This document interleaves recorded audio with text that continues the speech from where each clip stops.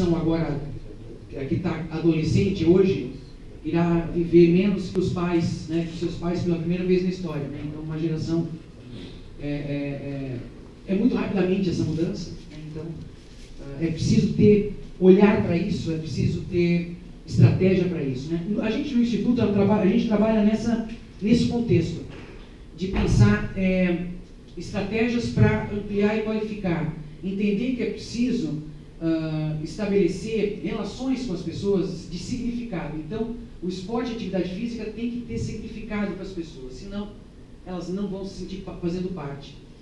É muito comum, enfim, as pessoas chegarem e acharem, bom, esporte isso não é para mim, né? Porque chega lá na escola, o professor, né, manda os 2 craques da turma escolher os times, né, e eles vão escolhendo primeiro, né, os melhores, né, e aqueles últimos vão ficando por último, né, os piores, e aí eles, né, se acaba criando estigmas, né, tem muito bullying, e tem muita pouca estratégia de como trabalhar o desenvolvimento para todos, né, não só dos habilidosos. Eu, lógico, tive muitos professores de educação física, eu tive muitos técnicos, né, mas eu não era aquela que precisava de professor, né? Eu me virava, porque era muito natural em mim. Quem precisa de professor são aqueles que têm mais limitação. É preciso o professor para conseguir ter estratégias de, enfim, ter uma turma de escola que é diversa, que tem menino e menina, que tem o mais tímido e o mais expansivo, que tem o que comeu melhor na primeira infância e o que comeu um pouco pior e que vai demorar um pouco mais a desenvolver, tem de tudo. Como é que você inclui a todos, né, fazendo atividade?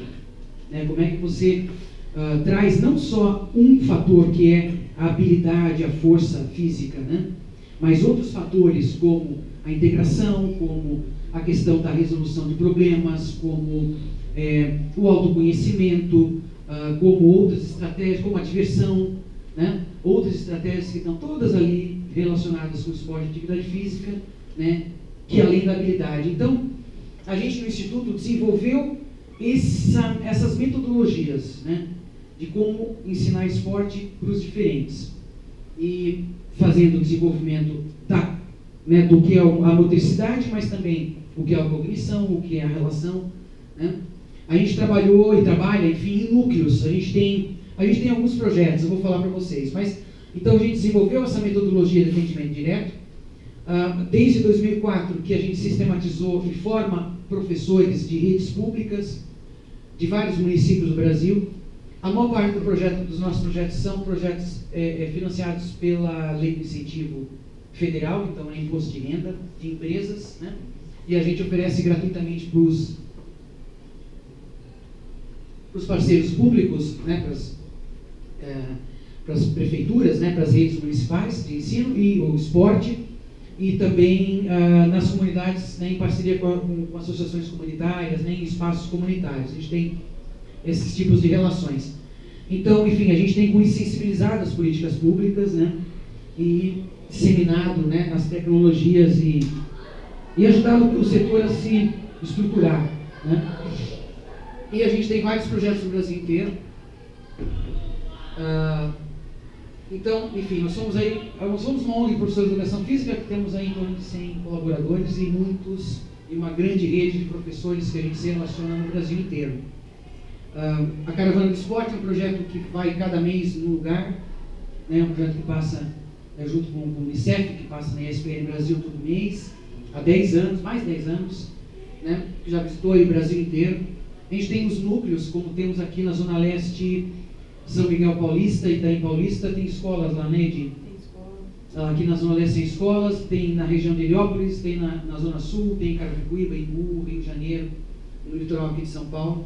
Então, nesse espaço, toda semana tem atividade, né? A caravana é um grande showroom que passa uma semana em cada cidade, uma vez, enfim, é um grande evento. E aí, projetos de formação de professores.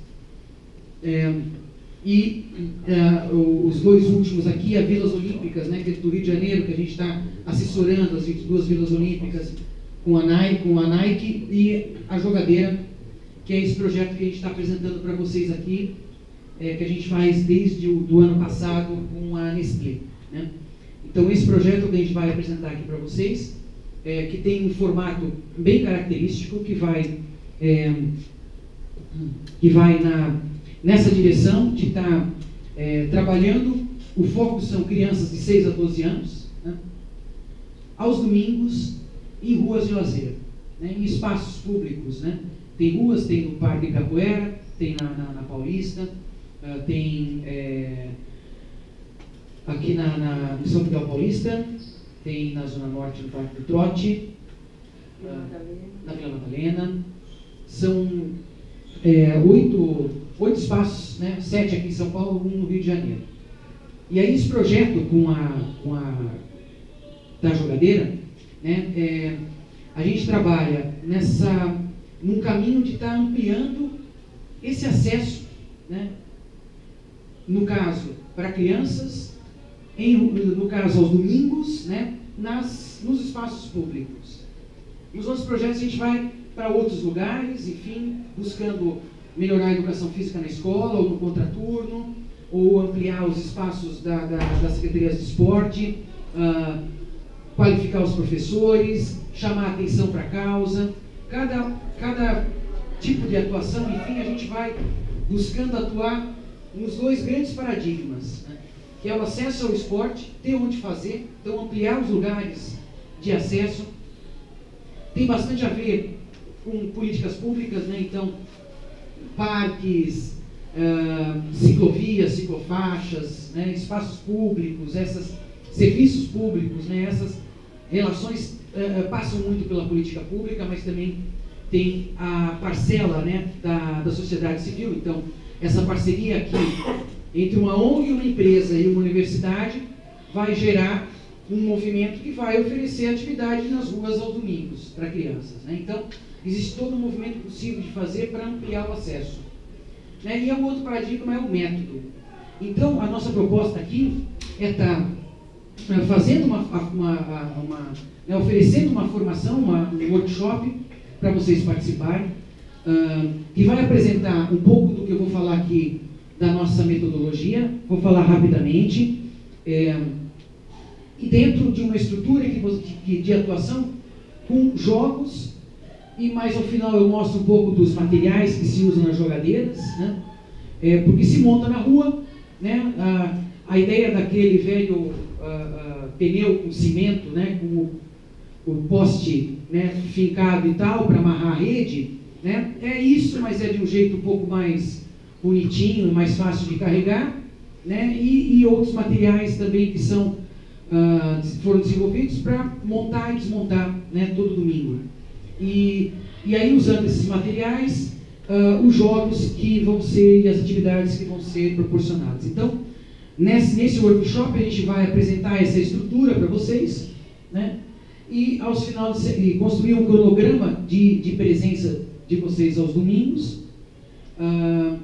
E aí, enfim, aos domingos, em cada um desses endereços, enfim, vou explicar um pouco melhor adiante, vocês vão estar sendo supervisionados e botando em prática, né, isso que foi demonstrado no workshop. Tá? Então, enfim, falei bastante, né? Agora, o nosso lance no Instituto é traduzir essa teoria para a prática, né? Então, a gente trabalha diariamente com professores, dando aula para crianças, né? E isso tem que funcionar, né? Essas crianças, depois de tempo fazendo atividade, né, participando dos nossos espaços, elas têm que se tornarem autônomas enquanto praticantes, enquanto indivíduos, né, dentro da atividade física e também em outras áreas, porque é esporte educacional, que ele tem uma característica do esporte mesmo, jogar, né, por jogar, mas também é um meio para desenvolver uma série de potenciais, né, de autoconhecimento, de relacionamento, de, né, cognição, de coordenação motora, né? São várias questões que estão acontecendo todas ao mesmo tempo que formam a pessoa. E isso, enfim, tem que ser feito de uma maneira que todos tenham oportunidade. Então, a gente começa a nossa metodologia a partir dos princípios pedagógicos, né? Então, o esporte para nós ele tem que incluir a todos, que são diferentes. Para isso, o princípio da construção coletiva, a participação para o empoderamento, para o entendimento, para que faça sentido aquilo que ele está fazendo, para que ele tenha protagonismo naquela ação, né? Para que não seja só um repetidor, o professor fala, faz isso, faz aquilo, faz aquele outro, né? E o aluno vai lá e repete. Quem repete bem é bom, quem não repete bem não presta e cai fora. A gente não consegue incluir a todos, né? Então, criar vários processos, enfim, que faça sentido e significado para que possa desenvolver autonomia, né? E o princípio da educação integral, né? Então, entender que o mundo tem uma série de estímulos, né? E que a pessoa se educa em casa, na mídia, com os colegas, né? Nos livros, no YouTube, né? E como é que todos esses elementos, o professor tem a condição de trazer esses elementos para dentro da sua atuação, né? Então, a educação integral nesse sentido. Também a educação integral no sentido de corpo e mente, né? Que entender que o indivíduo é um todo. Então, enfim, o esporte para nós é isso. E isso é muito louco, porque a gente tem vídeos que são feitos nos nossos núcleos, com os alunos que estão ali há tempo, com professores, e eles repetem o mesmo discurso. E não é, parece igreja, mas não é igreja, é que aquilo faz sentido, porque o moleque vê acontecendo, né, no dia a dia. Ele vê acontecendo essa questão da diversidade, ele vê acontecendo essa construção coletiva, né? Ele vê, enfim, o ídolo não sou eu chego lá, ninguém nem tchum-se mesmo, porque já faz quase 20 anos que eu parei de jogar, né? Eles não estão nem aí para mim. Eles estão mesmo, os ídolos deles são os moleques mais velhos, que são as lideranças daquele espaço, que, né, deram certo. Ou a gente tem hoje, porque os núcleos têm 12 anos, 15 anos, né? Então vai acompanhando mesmo, as crianças crescem, né? A gente tem dezenas de ex-alunos, estagiários, professores formados. Tem um agora que acabou de ser, que a gente até quase chora de falar, né? Que acabou de ser, ele era aluno e hoje ele é subcoordenador. Ele forma outros professores, talvez, com certeza vocês irão cruzar com ele, porque ele participa das formações de jogador como outros, enfim. Isso vai gerando, né, o esporte, né? O esporte tem essa cara, não tem só a cara do Globo Esporte. Ele tem essa cara, que é a cara deles, né? E ali não tinha nada, e agora tem, né? Aqueles 30%, né? Eles aumentaram ali, não são mais 30%, eles são mais, né? Porque isso não tem só aqueles 30% dos melhores, eles têm outros que fazem parte ali. A gente consegue multiplicar isso pelo Brasil, a gente vai aumentando esse nosso campo de trabalho. A gente tem que ter um olhar para isso. Bom, dos princípios para os objetivos, então, isso está claro dentro da ação do professor, né? O João Batista Freire, vocês já ouviram falar de João Batista Freire? Claro que sim, né? Muito bem, isso. Ele fala o seguinte, ele é coordenador, ele é consultor do Instituto, ele faz várias coisas com a gente. Ele fala o seguinte, a professor é a profissão de quem estuda, então é preciso qualidade na nossa ação, né? Então, enfim, dos princípios para os objetivos que estão presentes, da motricidade, lógico, mas também da afetividade, da socialização, da moralidade, da cognitividade, e toda essa relação é o que vai fazer a pessoa aprender, né? O aprendizado. Então, os objetivos de aprendizado, eles são vários, né? E uns fazem mais, né? Uns desses objetivos fazem mais sentido para outros para outros, né? Em determinados momentos, isso varia. A vida está aí, então tem que estar presente também. Disso a gente gera a ação que são os jogos. Então, para nós não é exercício, não é aquela fila de cone, uma fila de moleque, né, cada um, né, a sua vez na bola, vai driblando o cone, quem dribla bem vai bem, quem não dribla mal, quem dribla mal passa vergonha, né? O moleque numa aula de 50 minutos desse tipo de atividade, ele pega na bola nem 3 minutos, o resto ele está esperando na fila. Então isso não é um modelo que não inclui, que não faz sentido. Então a gente trabalha com jogos, né? No jogo a criança está com a bola, ela está mobilizada, mas ela também está mobilizada se ela não está com a bola porque ela está no jogo, né? Ela pode ter várias funções, o jogo pode ter várias características, várias adaptações para que joguem habilidosos com não habilidosos, né? E esse seja um ambiente onde todos se desenvolvem, né? Lógico que isso precisa de método, e isso que a gente vai, né, mostrar para vocês. Não é difícil, mas requer também estudo, requer prática, né? Porque a qualidade é importante, né? Então, enfim, a brincadeira é o jogo de gente pequena e o esporte é jogo de gente grande.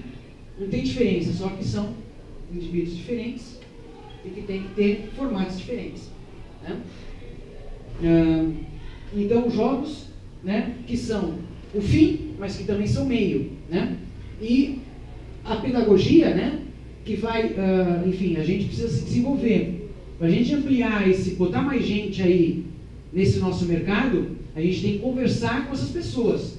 E essas pessoas não querem só saber de esporte, a vida delas são também outras questões que são transversais ao esporte e à atividade física. Então, qual é a condição do professor de trabalhar com essas questões, né? Para que o esporte seja um fim, não seja só um fim, seja também um meio, né? E aí, enfim, todas as possibilidades de se trabalhar no ambiente do jogo. E o jogo é importante, e o bom jogo é importante, né, porque possibilita a participação de todos, né? É uma questão que, ao mesmo tempo, então, aumenta a prática, né? E não menos tempo na fila, mais tempo de prática. Um bom jogo ele tem que possibilitar o sucesso das pessoas, porque ninguém quer não ter sucesso, o que as pessoas querem é ter sucesso. Então, uma tabela de basquete a 3,5 metros de altura de uma bola pesada para uma criança não faz sentido nenhum, ela não vai ter sucesso nunca, né? Jogar vôlei numa quadra de 9 por 9 com uma rede a 2 metros de altura para meninas de 11, 12 anos, para a maior parte delas não faz sentido nenhum, porque não dá jogo, né? Então abaixa a rede, diminui a quadra, muda a bola, abaixa a tabela, aumenta o número de tabelas, né? Por que uma quadra só com 2 tabelas? Por que não uma quadra com 6 tabelas, né? Em alturas diferentes, cada